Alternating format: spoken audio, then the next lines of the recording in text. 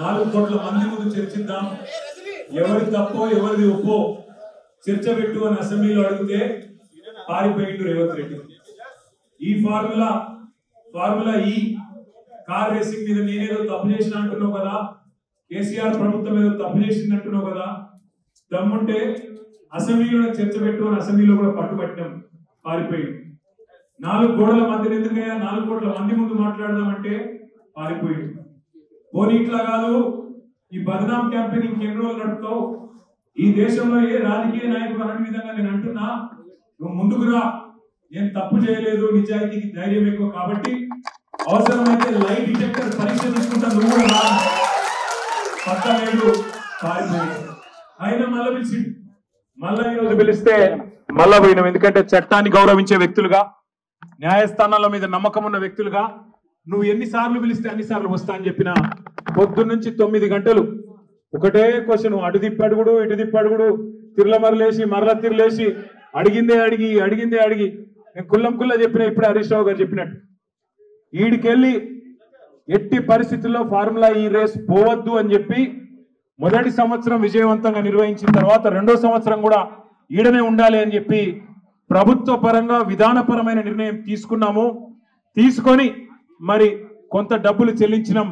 1 రూపాయి కాదు కదా, 1 పైసా కూడా అవినీతి జరగలేదు.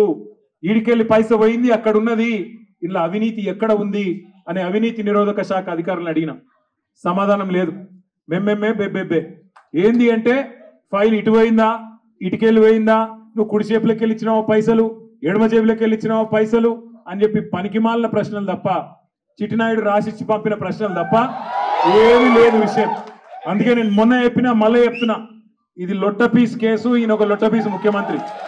ఏది కాదు, వీళ్ళతోని ఏం చేయరాదు, పరిపాలన చేత కాదు, ప్రజలకిచ్చిన హామీలు నెరవేర్చే దమ్ము లేదు. అందుకే దద్దమ్మ రాజకీయంతో ఇవాళ తప్పించుకునే ప్రయత్నం చేస్తా ఉన్నారు. మొన్ననే మన నాయకుడు, పెద్దలు, తెలంగాణ సాధించిన నాయకుడు కేసీఆర్ గారిని కమిషన్ ముందుకు పిలిచిండు. అంతకుముందు హరీష్ రావు గారిని కమిషన్ ముందుకు పిలిచిండు. ఆయనకున్నదంతా ఒకటే షోకు, నేను నెల రోజులు జైలున్నా లుచ్చా పని చేసి వీళ్ళని కూడా పెట్టాలి కొన్ని రోజులు, అదొక్కటే ఆయన షోకు. ఆయనకున్న పైశాచికానందం అదొక్కటే.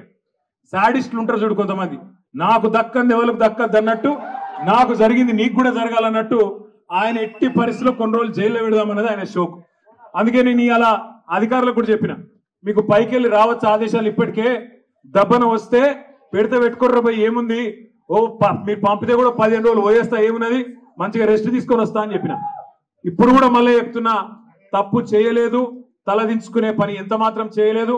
తెలంగాణ ప్రతిష్టను పెంచే పని చేసినాం, తెలంగాణ ప్రతిష్టను ఆకాశం స్థాయికి తీసుకుపోయే పని చేసినాం తప్ప తప్పు చేయలేదు.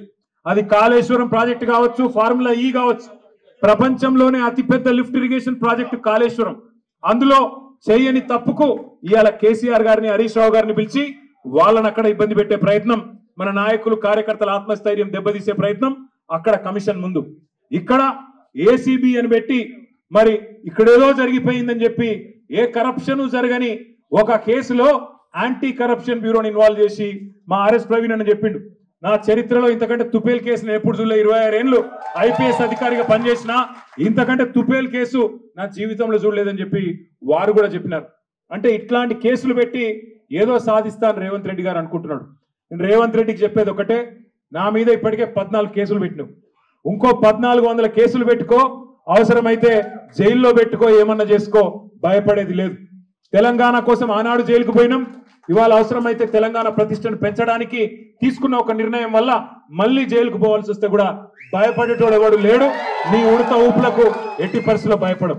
నేను మిమ్మల్ని అందరినీ కోరేది ఒకటే, ఇదేంటంటే డైలీ సీరియల్ లెక్క అయిపోయింది. ఎట్లా అంటే ఒకరోజు పిలుచుడు, కూర్చోబెట్టుడు, 9 గంటలు ఆడ కూర్చోబెట్టి ఛాయ్ దాయిపించి ఏం చెప్తాం సార్, ఇక మాకు పైకి వెళ్ళే ఆదేశాలు ఉన్నాయి, ఏం చేయాలని పాపం వాళ్ళు కూడా ఏం చేయాలి తెలియక అడిగిందే అడుగుతాను.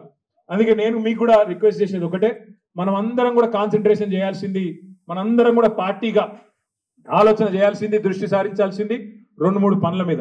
ఒకటి, ఖచ్చితంగా మరి మనం రాబోయే స్థానిక సంస్థల ఎన్నికల్లో ఒక్కొక్క ఊర్లో బరి గీసి లైన్ గీసి ఒక్కొక్క కాంగ్రెస్ పార్టీ నాయకుని ఫుట్బాల్ ఆడుడు ఎట్లా కాంగ్రెస్ పార్టీని చిత్తుగా ఓడగొట్టాలి లోకల్ బాడీ ఎలక్షన్ లో, దాని మీద దృష్టి పెడదాం. రెండవది, ఈ నెల 21వ తారీఖున కాళేశ్వరం ప్రాజెక్టు ప్రారంభించి సరిగ్గా 6 సంవత్సరాలు కాబోతా ఉన్నది. 2019 ఆనాడు జూన్ 21 నాడు మాన్యులు పెద్దలు మన తెలంగాణ తొలి ముఖ్యమంత్రి కేసీఆర్ గారు కాళేశ్వరం ప్రాజెక్టును జాతికి అంకితం చేసిన రోజు జూన్ 21. మరి ఆ రోజు కూడా సార్ను అడిగి మనం పార్టీగా ఒక నిర్ణయం తీసుకొని ఏం చేసి మళ్ళీ ఒక్కసారి కాళేశ్వరం గొప్పదనం ప్రజలకు చెప్దాం, ఆలోచన చేయాల్సిన బాధ్యత మన మీద ఉంది. రాష్ట్ర వ్యాప్తంగా కొంత కార్యక్రమం చేయాల్సిన బాధ్యత కూడా మన మీద ఉంది. ఇక మనకు నోటీసులు వచ్చుడు, మనం పోవుడు, ఇవన్నీ కూడా రొటీనే. ఇండియా పాకిస్తాన్ తాజా అప్డేట్స్ కోసం డౌన్లోడ్ చేసుకోండి RTV లైవ్ యాప్.